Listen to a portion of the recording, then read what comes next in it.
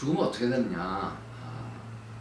그러니까 부활이 없다고 주장하는 사도가 있다가 이런 이제 좀 어려운 문제를 예수께 질문하는 거죠. 아니 뭐 이런 이 형이 죽으면 동생이 형수와 같이 살아서 후사를 일으켜 줘야 된다. 그러니까 이것은 어느 지역이나 인류 문화가 좀 공통적으로 간다는 것을 우리가 볼 수 있죠. 이것을 형사 취수라고 그래요. 형이 죽으면 취수, 형수를 취한다. 이거죠. 왜냐하면 그 가문을 이어야 되니까. 근데 이것은 여기 우리 이쪽 동양의 문화 안에도 있고 또 여기도 있고 그런 거죠. 그렇게 봤을 때 이것은 인류의 어떤 문화적인 동서고금을 막론하고 있는 것이다. 그런데 이제 이러한 문화 안에서 이제 죽으면 어떻게 되냐? 그랬을 때 이제 다 죽었다. 7형제가 형수랑 같이 살았고 형수도 이제 마지막으로 죽었으니 누구 아내냐 그러면 그래서 그 인간의 시각으로 질문을 하는 거죠. 그러니까 조금 이것을 질문하는 의도는 예수님을 좀 곤란하게 어려운 질문을 좀 던진 거죠, 사실은. 근데 예수님은 너무 간단하게 대답을 합니다. 이 세상은 장가도 들고 시집도 들고 그렇지만 저 세상은 그렇지 않다. 마치도 그 천사들과 같아져서 죽는 일도 없고 또 이런 시집장가 가는 일도 없다. 이거 존재의 완전히 그 다른 존재를 이야기해 주시는 거죠, 예수는. 이런 것을 봤을 때 그냥 우리가 종교를 좀 떠나서더라도 예수라는 그 인물은 이거 대단한 그 상상력 아닙니까, 사실은? 만약에 이제 예수님이 그냥 평범한 사람으로서 이런 대답을 했다면 그 당시에 이게 일종의 세계관이잖아. 이 세계를 보는. 이 세상은 그냥 우리가 육신을 가지고 먹고 뭐 시집 장가 가고 살지만 죽은 다음에는 이런 세계는 전혀 다른 세상이다. 그러니까 천사와 같아져서 여기서는 이제 천사라는 것은 우리가 그냥 쉽게 생각할 수 있는 것은 육신을 갖고 있는 존재가 아니죠. 영적인 존재다. 그리고 이 영적인 존재인이 시집가고 장가가고 이런 일 없다는 거예요. 이게 이제 그 예수님의 그 지혜 안에서 혹은 그 유대 문화 안에서 나온 어떤 글쎄 그 공동체의 지혜겠죠.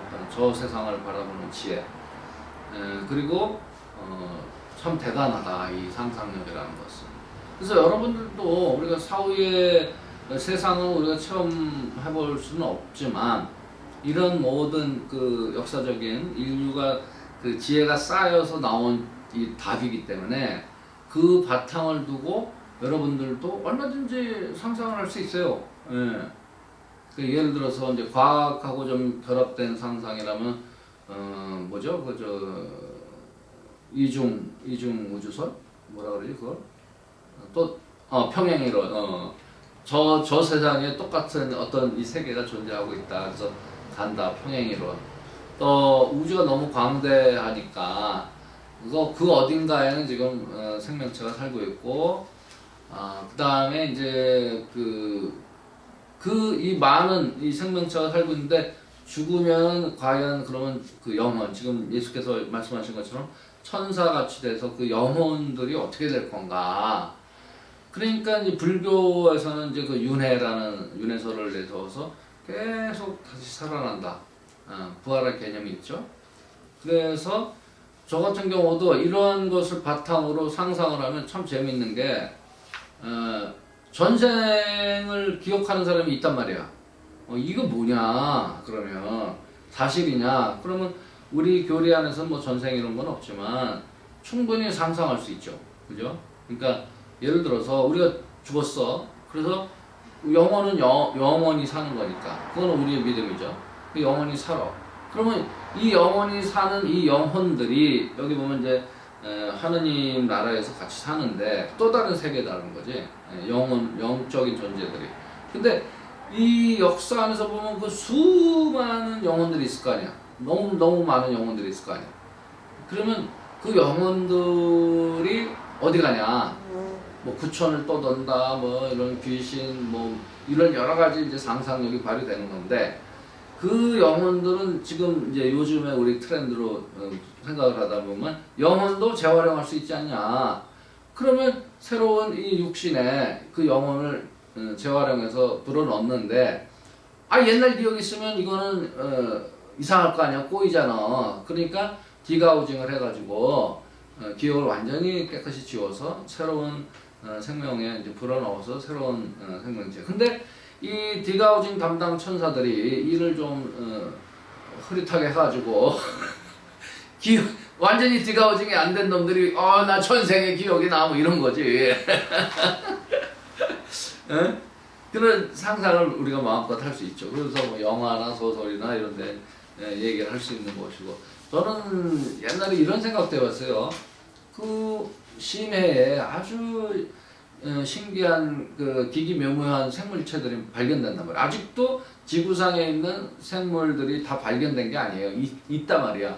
그래서 요거 생물체 또 이런 거 새로운 종에 발견하면 또 그 발견한 사람 뭐 이름을 따서 이름을 짓든지 그리고 뭐 가끔 보면 뭐 심해에는 너무 그 수압이 세니까 눈이 막 이렇게 돼가지고 저 바깥에 눈이 있고 뭐 완전히 짜부러진 형태의 그러니까 그리고 색깔도 기기묘묘하고 그래서 볼 땐 너무 재밌죠 그걸 볼 때. 그러면 저는 그런 생각을 한 거야. 저게 우리가 발견돼서 이미 창조된 건데 우리가 발견을 못해서 하나씩 발견하고 있지만 또 한편으로 이런 생각을 하는 거지. 이 천상에 그 창조 공방이 있는 거야. 그래서 그 창조 공방에는 많은 천사들이 계속 그 생물체를 창조하고 있어. 디자이너들이, 디자인 그 천사들이. 그래갖고 이렇게도 만들어오고 저렇게도 만들어오고 막 하니까 그 중에 어떤 좀 장난꾸러기가 있는 거야. 그러니까 눈알도 튀어나오게 만들고 뭐 온갖 이상하게. 그래서 새로 아직도 창조하고 계시다. 그러니까 우리 하느님은 우리 그 영신수련 이냐시오 성인께서 쓰신 영신수련에 그런 말이 있습니다. 하느님께서는 수직하고 계시다 이런 표현을 써요. 옛날 말인데 수직한다는 말이 보초 쓴다는 말이에요.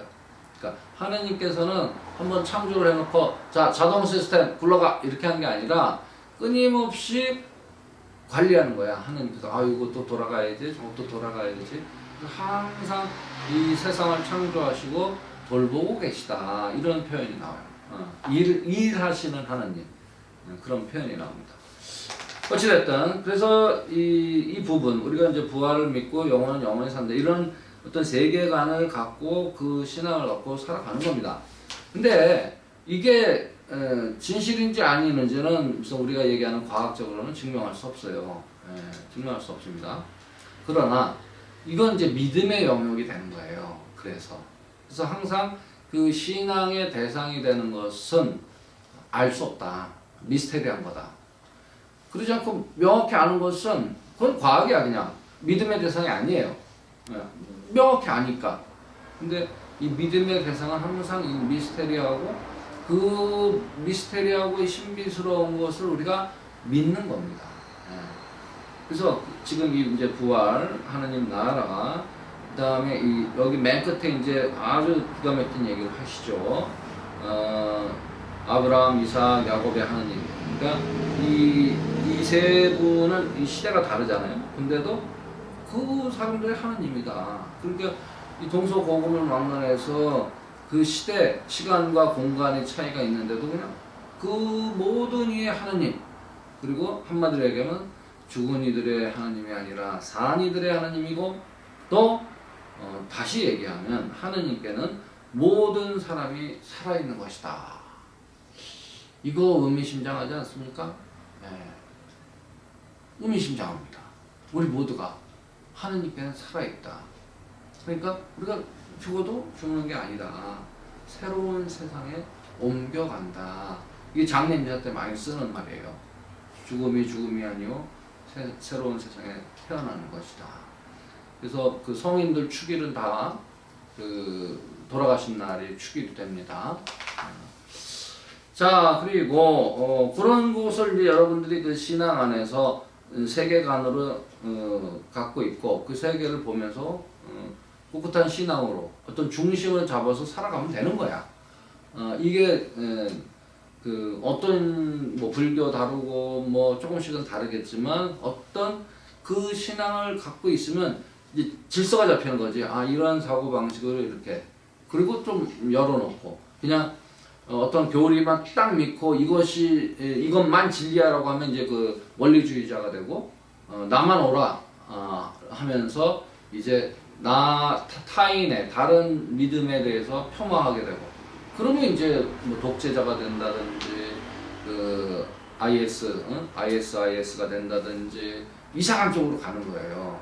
그렇지 않다. 우리는 이런 신앙을 갖고 있지만 다른 종교나 다른 철학적인 그 세계관도 어느 정도 그럴 수 있구나, 그런 생각도 있구나 하고 받아들이는 열린 마음으로 우리가 우리 신앙을 가지고 있어야 된다는 거죠. 근데 그 카톨릭 교회 안에서는 지금 그 오랜 그 역사 안에서 그런 것들이 좀 실천되는 것 같아요.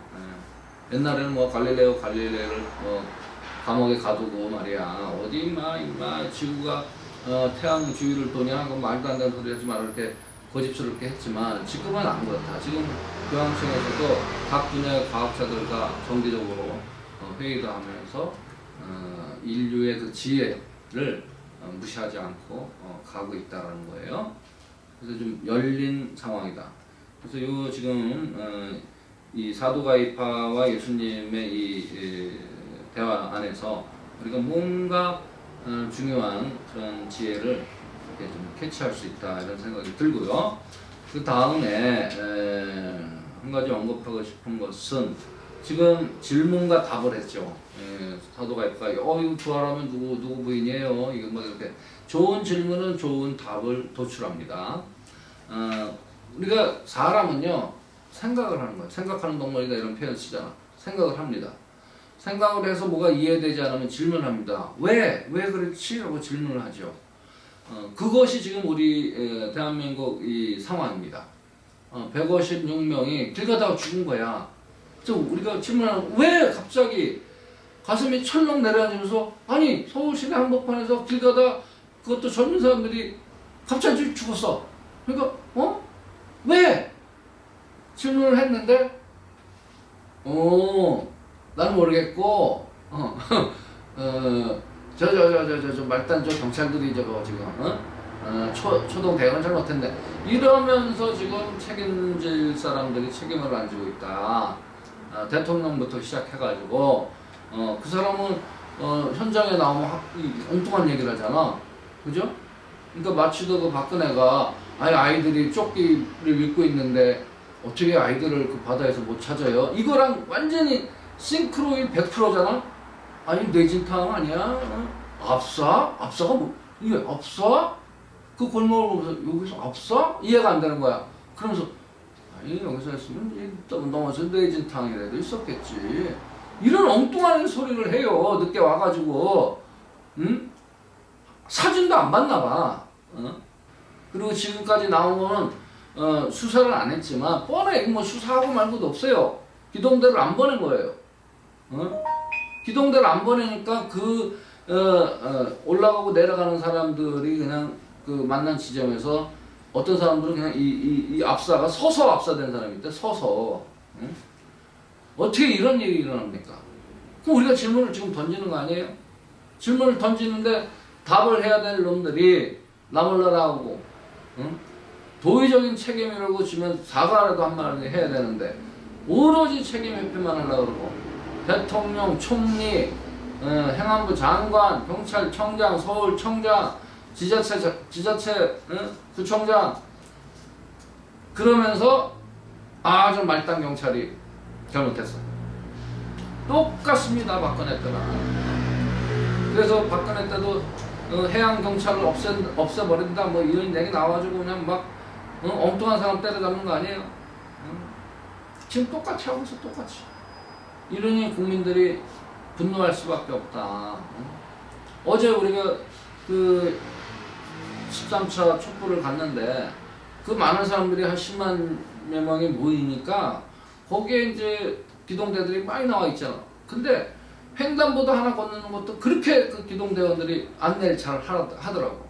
너무 친절하게 이 경광등 들고 횡단보도 하나에 한 8명이 붙어서 안내를 해.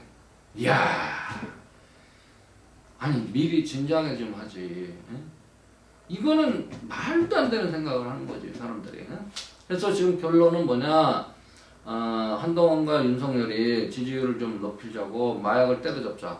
옛날에 노태우 시절에 범죄와의 전쟁과 똑같은 것을 계획을 한 거죠. 마약과의 전쟁. 그래서 얘기를 하잖아. 윤석열도 연설 때 얘기하고 한동훈도 얘기하고. 그리고 그 마약을 단속하려니 이 정보를 입은 경찰관이 있으면 마약 사범들이 쏙쏙 들어갈 거 아니야. 눈치 보고 마약을 안 할 거 아니야. 근데 이놈들은 그걸 많이 잡아서 성과를 올리고 신문에 대문짝에 많이 나와주고 마약 뭐 10대까지 번져 뭐 주부까지 해. 그다음에 연예인 마약한 연예인 한두 놈 캐비넷에 다 있어요. 리스트 이미. 그 끄집어내서 때려잡고 그러면 이제 지지율을 높이려고 이런 바보 같은 작전을 수행하려니 분명히 그 말단들이 그 70 몇 건이 지금 그 112 통화가 나왔잖아요. 더 많지만 그거밖에 안 나왔어요. 근데 거기서도 지금 압사당하고 있어요. 빨리 구조해 주세요. 그 원웨이 통행을 좀 와서 해주세요. 이렇게 한 그 전화 받은 그 말단들이 가만히 있었겠습니까? 갔지요. 갔는데 보니까 이건 자기네들의 업무가 아닌 거야. 파출소에서 하는 업무가 아니에요. 기동대가 가서 해야 되는 업무 아니에요? 그러면 병력 요청을 했을 거란 말이에요. 그럼 누가 안 보내고 잘렸나? 그게 범인이란 말이지. 그러니까 직접적인 범인. 그러면 그게 딱 들어맞잖아요. 마약 사범을 잡으려니 정복 경찰관을 보내면 안 된다. 그러니까 요청을 해도 안 보낸 거지. 이게 지금 그 나온 지금 자료만 갖고도 뻔히 알 수 있다. 이거 분명히 추적을 해서 처벌을 해야 됩니다. 단순히 무슨 뭐 용산 경찰서장 한 사람 자르고 말고 할 게 아니에요. 더 끝까지 추적해서 잘라내야 된다. 처벌을 해야 된다. 처벌. 물론 그냥 우리가 눈이 뻔히 보듯이 그 근원은 윤석열이다. 왜냐? 용산으로 왔기 때문에 이런 일이 벌어진 거예요, 사실은. 작년까지 하던 일을 용산으로 와가지고 대통령 지킨다고 빈집을 200명의 병력이 지키고 앉아 있었잖아요. 이건 말도 안 되는 거다. 보내달라고 해도 안 보내주고, 이동대를. 그건 뭐야? 용산으로 옮겨왔기 때문에. 이게 나비 효과예요. 그 천공이라는 수염난자가 청와대 들어가면 안 된다. 거기에 이제 마가 꼈다. 뭐 얘기를 했겠지. 추측입니다. 그러니까 그걸 아주 국권임 있는 신앙인, 그 김건희 씨는 굉장히 굉장한 신앙인 아니에요? 그걸 믿잖아. 믿으니까 청와대 하루도 안 들어가겠다 했잖아. 그래서 지금 용산으로 나왔잖아. 거기서부터 이 나비가 팔랑거린 거야. 이 나비가 팔랑 했는데 그것이 그냥 번져가지고 이런 156명의 젊은 사람이 죽을 줄이야. 그 누가 생각했겠어요. 그게 원인이란 말이야. 그래서 민주당 남영희 의원이 그 얘기를 SNS에 올렸더니 또 그거 내리라고 그냥 말도 안 된다고 하잖아. 근데 남영희가 맞았다. 이 얘기를 한 거예요, 요즘에 지금. 남영희 의원이 맞았다. 이게 참 너무 통탄스럽고 울분스러운 일이죠. 자, 우리는 질문을 하는 겁니다. 그래서 좋은 답을 도출하고 다시는 이런 일이 벌어지지 않도록 그 좋은 답을 도출해서 법적으로 제도적으로 새롭게 정비를 해서 다시는 이런 일이 일어나지 않도록 해야 된다라는 것입니다. 자, 뭐 이야기할 게 많죠. 그 근조 리본을 거꾸로 달아라.